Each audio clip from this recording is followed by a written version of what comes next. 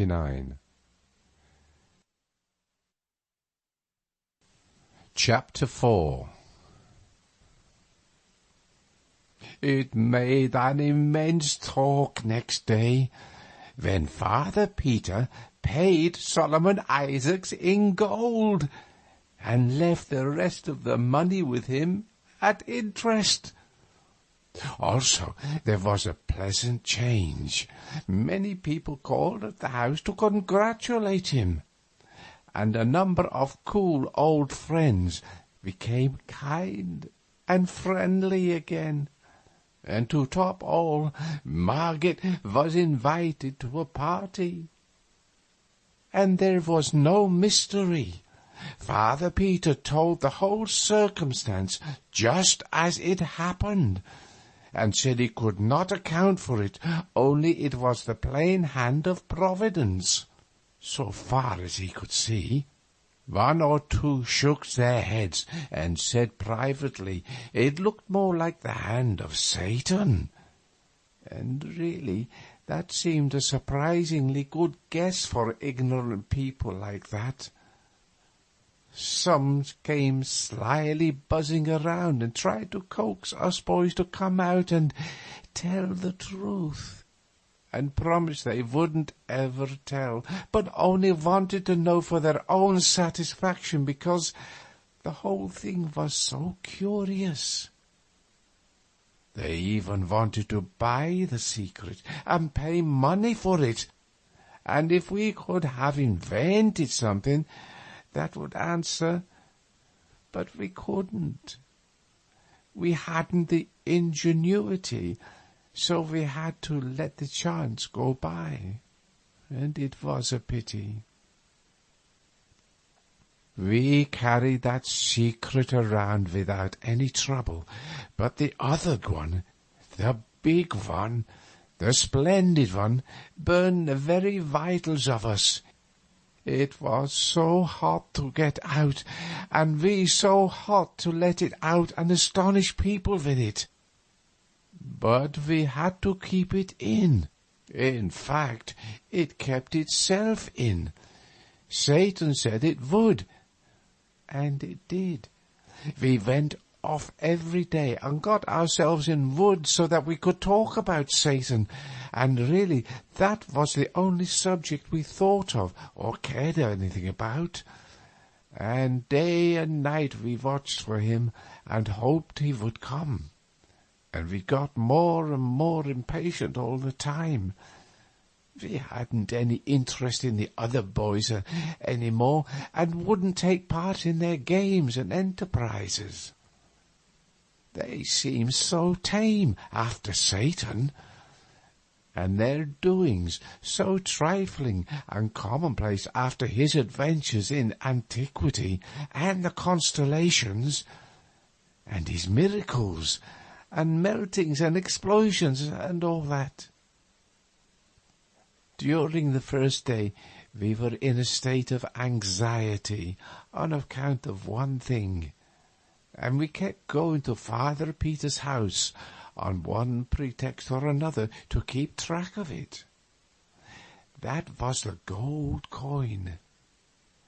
We were afraid it would crumble and turn to dust like fairy money. If it did, but it didn't. At the end of the day, no complaint had been made about it, so after that we were satisfied that it was real gold, and dropped the anxiety out of our minds. There was a question we wanted to ask Father Peter, and finally we went to the second evening, a little diffidently, after drawing stores, and I asked it as casually as I could, though it did not sound as casual as I wanted, because I didn't know how. What is moral sense, sir?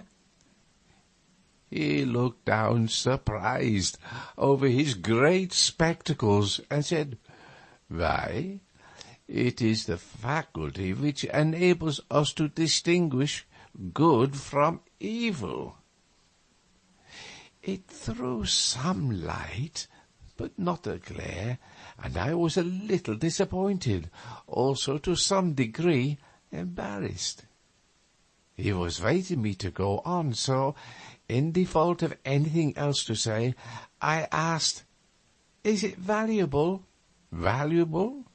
Oh, heavens, lad!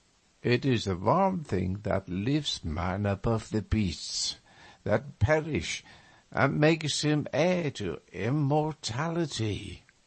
This did not remind me of anything further to say, so I got out with the other boys, and we went away with that indefinite sense you have often had of being filled, but not fatted.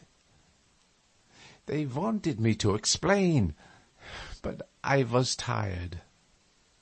We passed out through the parlour, and there was Margaret at the spinning, teaching Mary Luger. So one of the deserting pupils was back, and an influential one, too. The others would follow. Margaret jumped up and ran and thanked us again, with tears in her eyes, and this was the third time, for saving her and her uncle from being turned into the street. And we told her again we hadn't done it. But that was her way. She never could be grateful enough for anything a person did for her. So we let her have her say. And as we passed through the garden, there was Wilhelm Meidling sitting there, waiting, for it was getting towards the edge of the evening, and he would be asking Margaret to take a walk along the river with him when she was done with the lesson. He was a young lawyer, and succeeding fairly well, and working his way along, little by little. Oh, he was fond of Margaret, and she of him. He had not deserted along with the others, but had stood his ground all through. His faithfulness was not lost on Margaret and her uncle. He hadn't so very much talent, but he was handsome and good, and these are a kind of talents themselves, and help along. He asked us how the lesson was getting along, and we told him it was about done, and maybe it was so. We didn't know anything about it, but we judged it would please him, and it did, and didn't cost us anything. End of chapter 4.